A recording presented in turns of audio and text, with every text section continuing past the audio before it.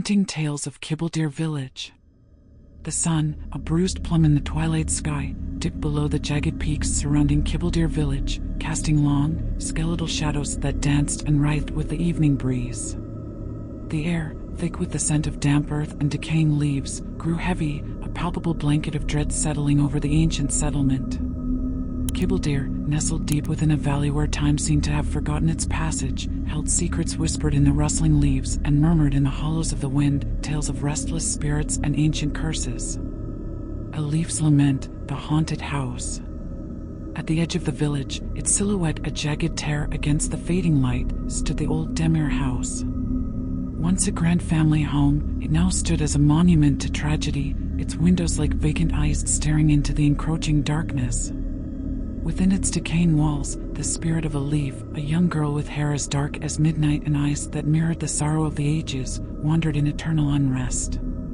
Elif, the youngest daughter of the Demir family, had vanished on a stormy night, her laughter abruptly silenced, her presence erased as if she had never been. Some whispered she had fallen victim to the treacherous currents of the nearby river, others spoke of a jealous lover, and a few, their voices hushed with fear, blamed the malevolent forces that were said to lurk in the surrounding forests. Her spirit, tethered to the house where her life had been so cruelly extinguished, was a constant presence.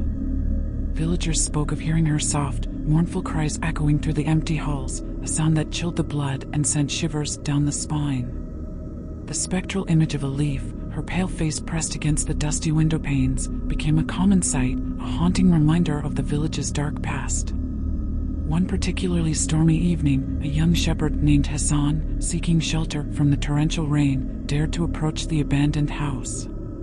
As he peered through a grimy window, a flicker of movement caught his eye. He saw Elif, her form translucent, drifting through the darkened rooms, her lips moving as if whispering a desperate plea. Hassan, his heart pounding in his chest, fled in terror, the girl's sorrowful gaze burned into his memory. The Well of Shadows, Ahmet's curse. In the heart of Kıbledere, the village well, once a source of life, had become a conduit for darkness. Its waters, once clear and refreshing, were now murky and tainted, reflecting the twisted branches of the ancient willow that guarded its depths. The curse had fallen upon the well after a tragic incident. A traveling merchant, accused of stealing from the villagers, was thrown into the well, his cries for mercy swallowed by the cold, unforgiving water. From that day on, the well was said to be cursed, its depths teeming with malevolent spirits. Ahmet, a young, headstrong villager, dismissed the tales as mere superstition. One sweltering summer night, parched with thirst, he ventured to the well, ignoring the warnings of his elders. As he drank from the water, a strange, metallic taste filled his mouth, and a dizzying sensation washed over him. He looked into the well's depths, and what he saw made his blood run cold. From the murky depths, shadowy figures emerged, their forms indistinct, their eyes glowing with an eerie light. They reached out to him, their spectral hands grasping for his soul. Ahmet, his mind reeling, stumbled away from the well, the horrifying images seared into his consciousness. From that night on, Ahmet was a changed man.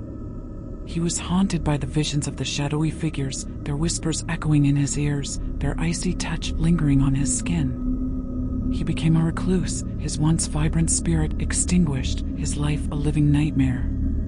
The Witch's Tree, a legacy of vengeance. Deep within the ancient forest that surrounded Kıbledere stood the Witch's Tree, a gnarled and twisted oak, its branches reaching out like skeletal arms. This was the site of the village's darkest deed, the execution of a woman accused of witchcraft. Esma, a woman with a deep understanding of the forest's secrets and a gift for healing, was branded a witch by the fearful villagers. Her knowledge, once revered, was now seen as a threat, her power a source of dread.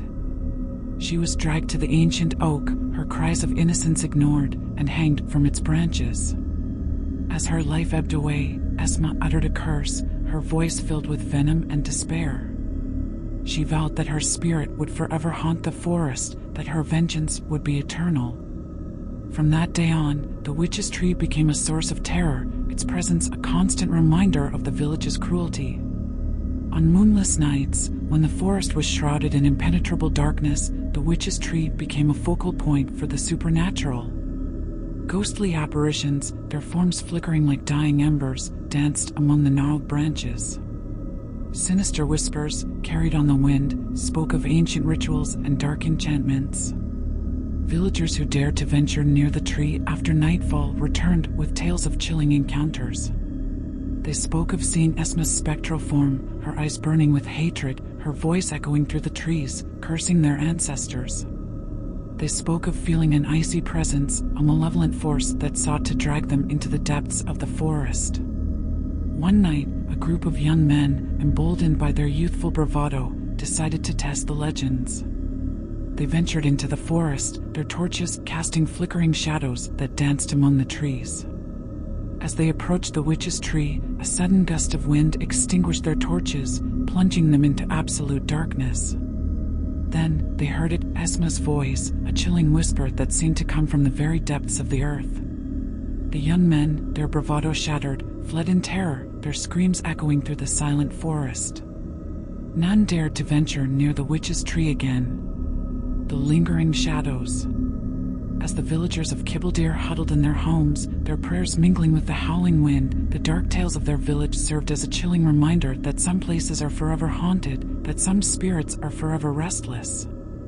The shadows of the past lingered, their icy touch reaching out to claim the present, their whispers echoing through the ages. And in the heart of Kıbledere, the darkness held dominion, a testament to the enduring power of fear and the haunting legacy of the past. The fourth incident, the curse of the whispering silks. Among the oldest of Kıbledere's dwellings stood the remnants of the Sire textile workshop, its once vibrant looms now silent, its windows draped in cobweb shadows. It was said that the Sire family, renowned for their exquisite silks, had woven not just fabric, but also secrets into their creations. The matriarch, Ice Sire, was a woman of exceptional skill, her fingers dancing across the loom, coaxing vibrant patterns from the finest threads. But Ice harbored a dark obsession. She sought to capture the very essence of life, the whispers of the wind, the fleeting beauty of a sunset, and weave them into her silks. Legend whispered that Ice delved into forbidden practices, seeking to bind spirits to her creations, believing she could imbue her silks with eternal life. Her final masterpiece, a shimmering crimson shawl, was said to hold the very soul of a young woman who had perished under mysterious circumstances. The shawl, when worn, was said to whisper secrets, to reveal hidden truths, but also to bring misfortune. One night, a young bride, eager to possess such beauty, donned the shawl. Immediately, the air grew cold, and the bride's reflection in the mirror flickered, replaced by a gaunt, spectral figure. The whispers began, not of sweet secrets, but of chilling lamentations, of a life stolen, of a soul trapped within the silken threads. The bride, her mind unraveling, was found the next morning, her hair turned white, her eyes wide with terror, the crimson shawl clutched tightly in her lifeless hands. From that day forward, the Sire workshop was shunned, its looms left to gather dust, its silks left to rot. The crimson shawl, however, remained hidden within the workshop's depths, a relic of Ice's dark ambition. Years later, a group of urban explorers, drawn by the village's eerie reputation, ventured into the abandoned workshop. They discovered the shawl, its crimson hue still vibrant, its silken threads shimmering in the dim light. Ignoring the warnings of the villagers, they took the shawl, eager to possess such a unique artifact. As they left Kıbledere, a strange wind swept through the valley, carrying with it the faint sound of whispers. The explorers, initially dismissive, soon found themselves plagued by unsettling experiences. Shadows danced in their peripheral vision, whispers echoed in their ears, and their dreams were haunted by the gaunt figure from the mirror.